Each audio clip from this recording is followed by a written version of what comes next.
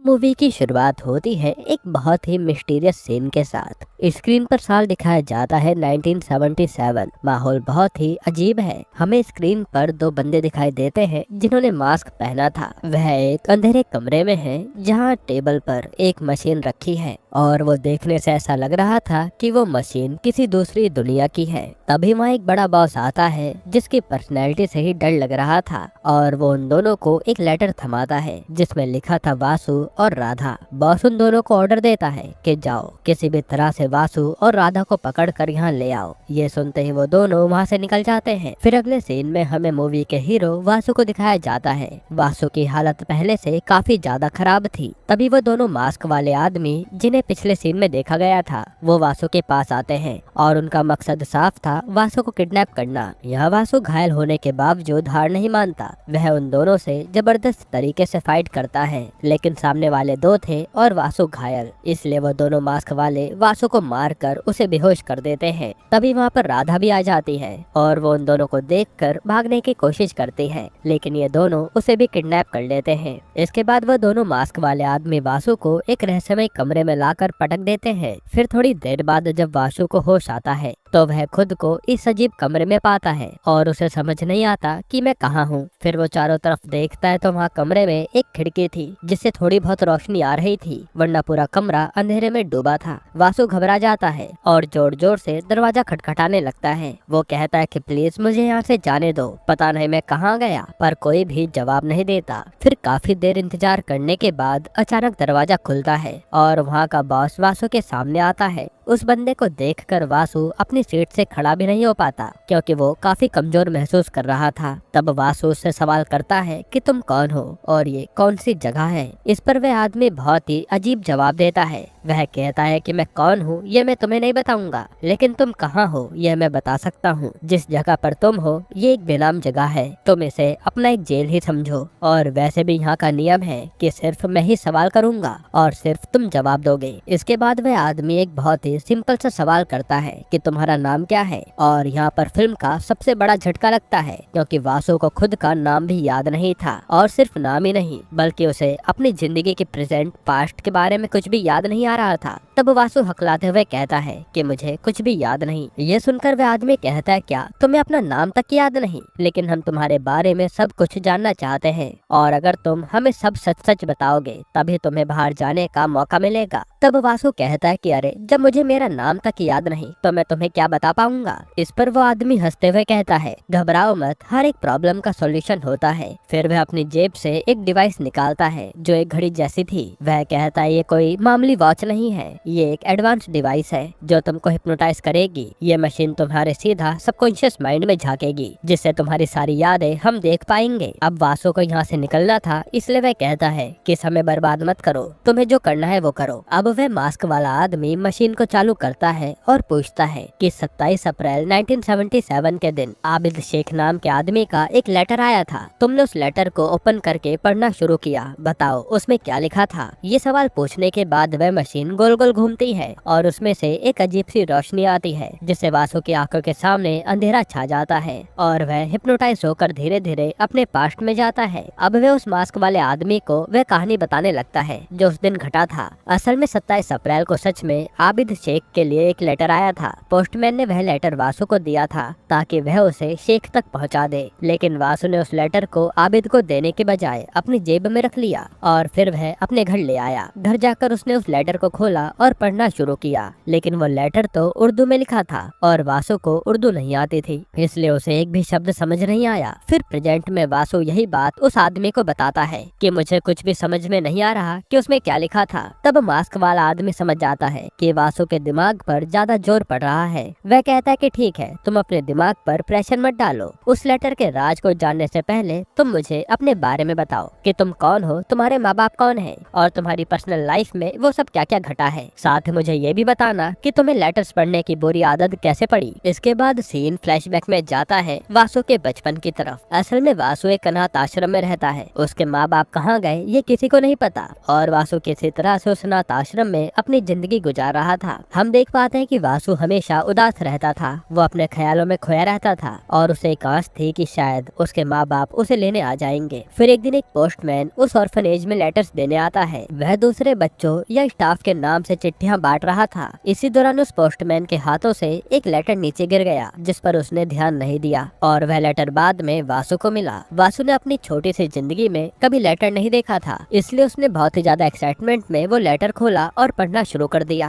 वह लेटर एक माँ ने अपने बेटे के लिए लिखा था। उस लेटर का एक एक शब्द पढ़कर वासु प्यार में डूब गया। उसे ऐसा लगने लगा कि जैसे मानो एक माँ उसी से बात कर रही हो। बस उसी दिन से वासु की जिंदगी बदल गई। उसे एक अजीब सी लत लग गई। जब भी उसे कोई लावारिस लेटर नजर आता या पोस्टमैन का कोई लेटर हाथ लगता तो वह उसे ओपन करके पढ़ने लगता था, ताकि वो उससे अपना अकेलापन दूर कर पाए। इसी तरह से वासु ने कई सारे लेटर पढ़े, जिसमें एक बहन ने अपने भाई के लिए लेटर लिखा था और कभी एक माँ ने अपने बेटे के लिए। इस तरह से वासु को कई सारे रिश्तों के बारे में पता चला और वो उन सारे लेटर से इमोशनली अटैच हो गया। इसके बाद एक दिन उस ऑर्फनेज का वार्डन, जिसका नाम गुरु था, उसकी बीवी का एक लेटर आया। वासु ने छुपकर वह लेटर भी पढ़ लिया। उस लेटर में हमें ये बात पता चलती है कि गुरु की एक छोटी सी बच्ची है जो बहुत बीमार है। उसे कोई बहुत बड़ी गंभीर बीमारी है और गुरु पैसा जमा कर रहा है अपनी बेटी का इलाज कराने के लिए। उसी वक्त वासु इमोशनल होकर गुरु के पास आता है और अपने माँ बाप के बारे में पूछने लगता है। तब गुरु, जो पहले से परेशान था, वह चिढ़कर कहता है कि वासु, मैंने तुम्हें कितनी बार कहा है कि तुम्हारा इस दुनिया में कोई नहीं है, तुम अकेले हो। जिस पर वासु दोबारा पूछता है कि ऐसा कैसे हो सकता है कि मेरी माँ इस दुनिया में ना हो, आखिर मैं इस दुनिया में आया कैसे। तब गुरु को गुस्सा आ जाता है और वह चिल्लाकर कहता है कि अरे, तुम्हारे इस दुनिया में कोई नहीं है, तुम बस एक लावारिस हो, इसलिए मेरा दिमाग मत खराब करो और जाओ यहाँ से। ये बात वासु को बहुत बुरी लगती है। फिर वह अगले दिन गुरु के ऑफिस में जाता है और उसका ड्रॉर ओपन करता है, जिसमें थोड़ा बहुत पैसा रखा था जो कि गुरु ने अपनी बेटी के इलाज के लिए रखे थे। तभी वहाँ गुरु आ जाता है और वो वासु को देख लेता है, जिसे लगता है कि ये चोरी कर रहा है, इसलिए गुरु वासु को मारने पीटने लगता है। साथ ही वह कहता है कि तू चोर है, इसलिए तेरे माँ बाप तुझे कचरे में फेंक कर चले गए। अगर ये आश्रम ना होता तो तू सड़कों पर भीख मांग रहा होता। गुरु की इन बातों से वासु का दिल छल्ली हो जाता है और वह रात को एक बड़ा कदम उठाता है। वह चोरी चुपके ऑफिस में जाता है और गुरु के ड्रॉर में जितना पैसा था सब चुरा लेता है और फिर वो वहाँ से भाग निकलता है। अब सीन प्रेजेंट में आता है और मास्क वाला आदमी वासु को टोकते हुए कहता है, रुक जाओ, तुम्हें पता है तुमने उस दिन क्या किया? तुमने एक बहुत बड़ी गलती की। तुम्हारी उस चोरी की वजह से एक मासूम जान चली गई और गुरु ने वो सारे पैसे अपनी बेटी के ऑपरेशन के लिए जमा किए थे। जब सुबह उसने देखा कि पैसे गायब है तो वो पूरी तरह टूट गया। फिर जब टाइम पर इलाज नहीं मिला तो उसकी बेटी की मौत हो गई और उसकी बेटी की मौत के कारण सिर्फ तुम हो। ये सुनकर वासु तो हैरान हो जाता है और वो रोते हुए कहता है कि ऐसा नहीं हो सकता, मेरी वजह से किसी की जान नहीं जा सकती, मैं कोई कातिल नहीं हूँ। तभी कमरे में तेज रोशनी होती है और वो तीनों मास्क वाले बंदे कमरे से चले जाते हैं और वासु अपने आप को कोसने लगता है। फिर यहाँ से सीन दूसरे कमरे में शिफ्ट होता है जहाँ पर राधा कैद है और राधा रोए जा रही थी। तभी उसे दीवार के पार वासु की आवाज आती है। वासु भी राधा की रोने की आवाज सुन लेता है और पूछता है कि उस तरफ कौन है, प्लीज मुझे आवाज दो। तब थोड़ी देर बाद वासु की हालत बिगड़ने लगती है क्योंकि उसने कई दिनों से ढंग से खाना नहीं खाया है और बेहोशी की हालत में उसे हेलुसिनेशन होते हैं। तब उसे अपने सामने एक डॉक्टर और एक बूढ़ी औरत दिखाई देती है जो शायद उसका इलाज कर रहे हैं। यहाँ वासु बड़बड़ाता है कि आप लोग कौन हो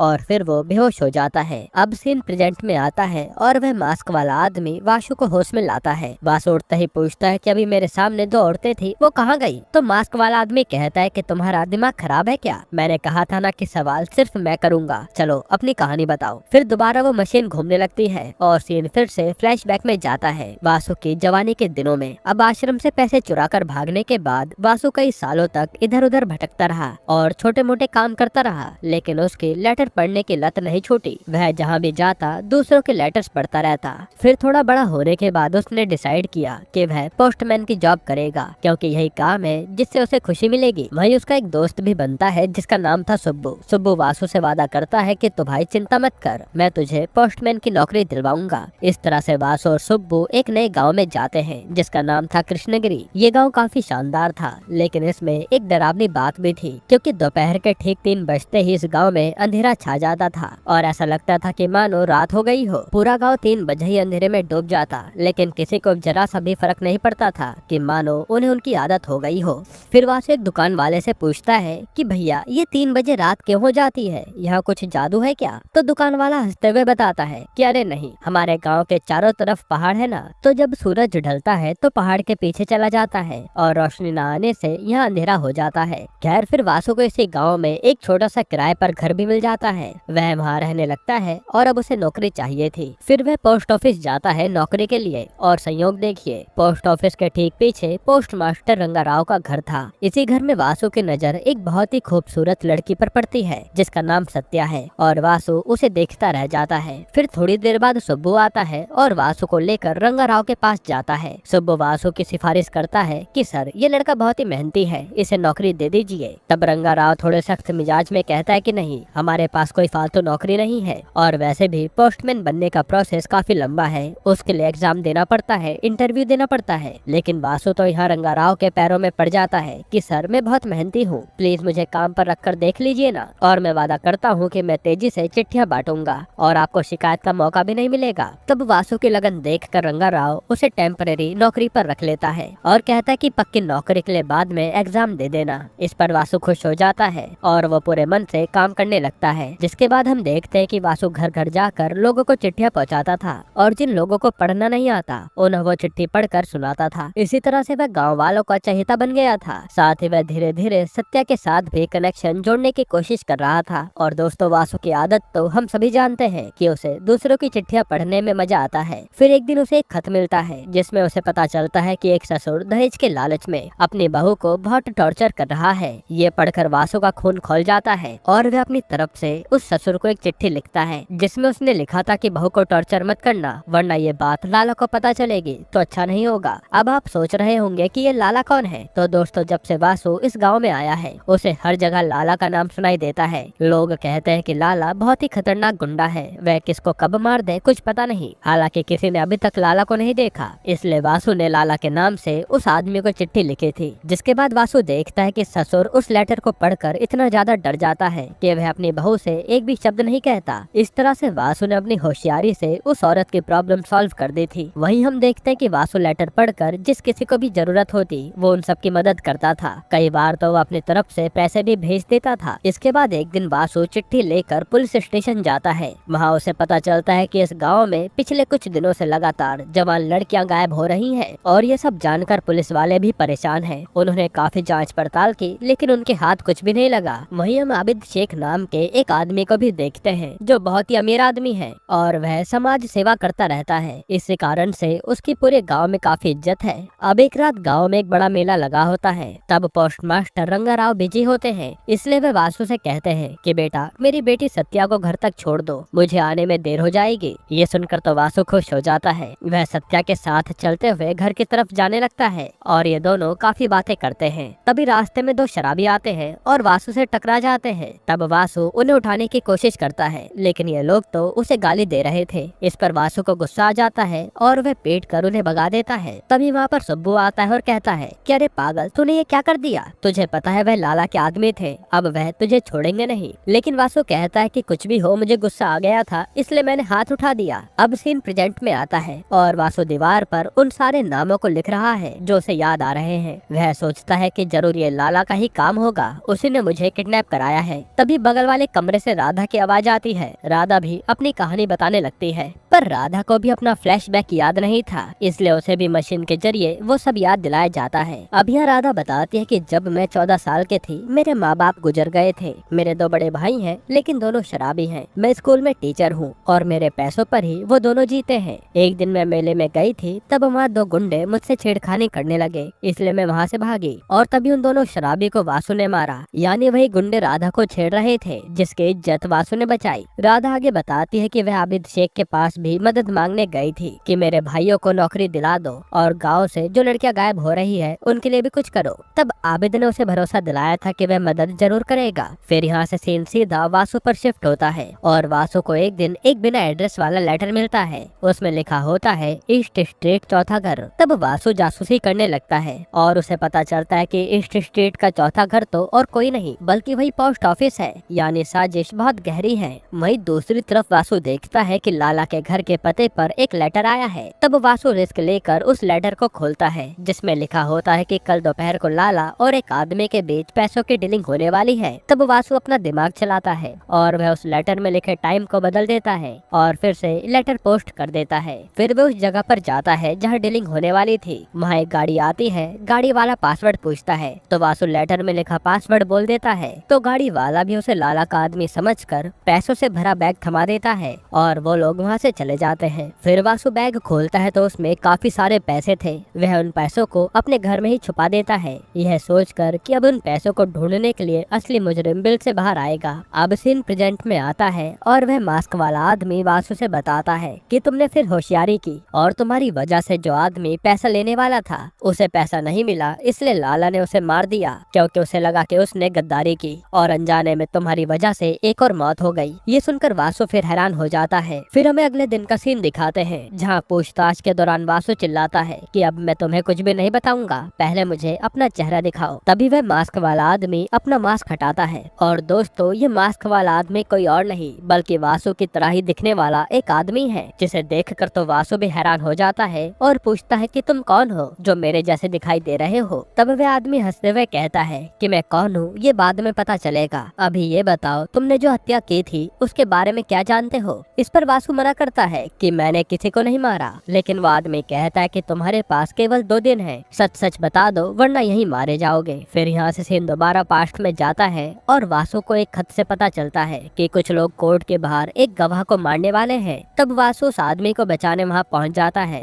और वहाँ काफी जबरदस्त लड़ाई होती है। तब यहाँ राधा का भाई भी उन गुंडों में शामिल होता है जो वह उस आदमी को मारने वाला था। तब वासु सबको पीट कर उस आदमी की जान बचा लेता है, लेकिन बाद में राधा वासु को बताती है कि वासु तुमने बहुत बड़ी गलती की है, तुमने जिस आदमी को बचाया है वही असली शैतान है, उसने मेरी इज्जत लूटने की कोशिश की थी और मेरे भाइयों को फंसाया था, वो आदमी कोई और नहीं बल्कि लाला है। ये सुनते वासु का दिमाग फट जाता है कि उसने गलत फहमी में एक गुंडे को बचा लिया। तब गुस्से में आग बबूला होकर वासु उस आदमी लाला को ढूंढता है। तब लाला हंसते हुए कहता है कि शुक्रिया, तुमने मेरी जान बचा दी, मैंने उस लड़की राधा के साथ बहुत मजे किए थे। अब यहाँ वासु का दिमाग तो घूम गया था, इसलिए लाला और कुछ बोल पाता उससे पहले वासु लाला को मार डालता है और वासु के हाथों यहीं पर गुस्से में ये मर्डर हो गया था। अब प्रेजेंट में वो आदमी कहता है कि देखा मैंने कहा था ना कि तुमने एक मर्डर किया है। फिर यहाँ से कहानी पास्ट में जाती है जहाँ लाला तो मर गया लेकिन लड़कियाँ अभी भी गायब हो रही हैं। इसका मतलब अभी भी असली विलन बाहर घूम रहा है। फिर जब एक दिन वासु पुलिस स्टेशन में होता है तो वहाँ लाला के सामान में उसे एक पेन दिखता है और वासु को याद आता है कि ये पेन तो उसने आबिद शेख के पास देखा था। ये देखकर वासु का दिमाग घूम जाता है और उसे आबिद शेख पर शक होने लगता है। वहीं वासु इंस्पेक्टर को ये बताता है, लेकिन इंस्पेक्टर कहता है कि मुझे सबूत चाहिए। ऐसा करो, तुम आबिद के लिए जो लेटर आएगा ना वो मुझे बताना और उस पर तुम नजर रखते रहो। इसके बाद वासु को एक दिन लेटर मिलता है जो कि उर्दू में था, इसलिए वह गाँव के बुजुर्ग मुस्लिम व्यक्ति के पास उसे पढ़वाने जाता है। तब बुजुर्ग उस लेटर को पढ़ते हुए कांपने लगते हैं। वह बताता है कि बेटा इसमें लिखा है कि आज 25 तारीख को राधा नाम की लड़की को किडनैप किया जाएगा। जो सुनकर तो वासु के पैरों तले जमीन खिसक जाती है क्योंकि आज ही 25 तारीख है। तब वासु भागते हुए थाने आता है जहाँ कोई पुलिस वाला नहीं था, बस एक कांस्टेबल था। इसलिए वासु किडनैपिंग की बात उसे बताता है, लेकिन कांस्टेबल कहता है कि मैं देखता हूँ। तब वासु को लगता है कि उसे ही कुछ करना पड़ेगा, इसलिए वह सीधा आबिद के ठिकाने पर पहुँच जाता है। तब यहाँ आबिद के अड्डे पर एक भयानक सच सामने आता है। वहाँ एक लेडी डॉक्टर भी होती है और पता चलता है कि आबिद शेख और ये डॉक्टर मिलकर ह्यूमन ट्रैफिकिंग का धंधा चलाते हैं, जहाँ ये लड़कियों को किडनैप करके उन्हें प्रोस्टिट्यूट के धंधे में डाल देते थे।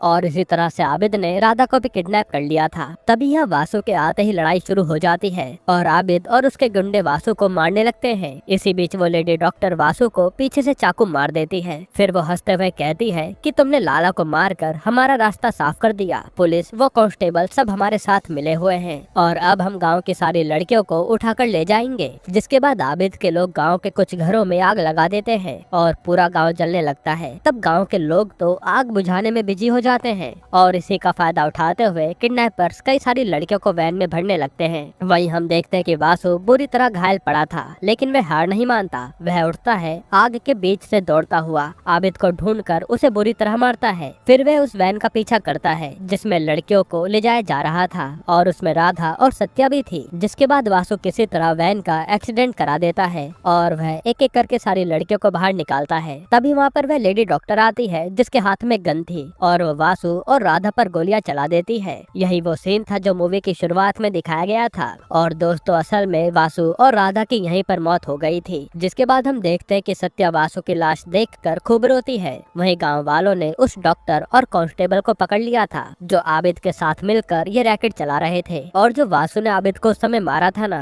तब आबिद की जान चली गई थी। अब सीन प्रेजेंट में आता है और फिल्म का सबसे बड़ा खुलासा होता है। असल में दोस्तों ये कोई जेल नहीं था, बल्कि जिस कमरे में वासु और राधा बंद थे वह उनकी माँ का गर्भ था। और वासु और राधा मरने के बाद दोबारा जन्म लेने के लिए तैयार थे। वहीं हमें पता चलता है कि वासु का जो हमशक्ल था ना, वह कोई और नहीं बल्कि भगवान थे, जो वासु को उसकी सारी यादें याद दिलाने आए थे, ताकि वासु इस जन्म में पैदा होकर अपने कर्मों का हिसाब रख सके। जिसके बाद हम देखते हैं कि एक लेडी को 2 जुड़वा बच्चे पैदा होते हैं, जो कि वासु और राधा ही थे। यहीं पर ये मूवी खत्म होती है, क्योंकि अब वासु और राधा को अपने पिछले जन्म के कर्म को यहाँ भोगना पड़ेगा। उसके बाद ही उन्हें मुक्ति मिलेगी। दोस्तों, अब आपको कौन सी मूवी का एक्सप्लेनेशन चाहिए हमें कमेंट में बताइएगा। बाकी अगर आपको हाल ही में एक कमाल की मूवी देखनी है तो आप ये वीडियो देख लीजिए।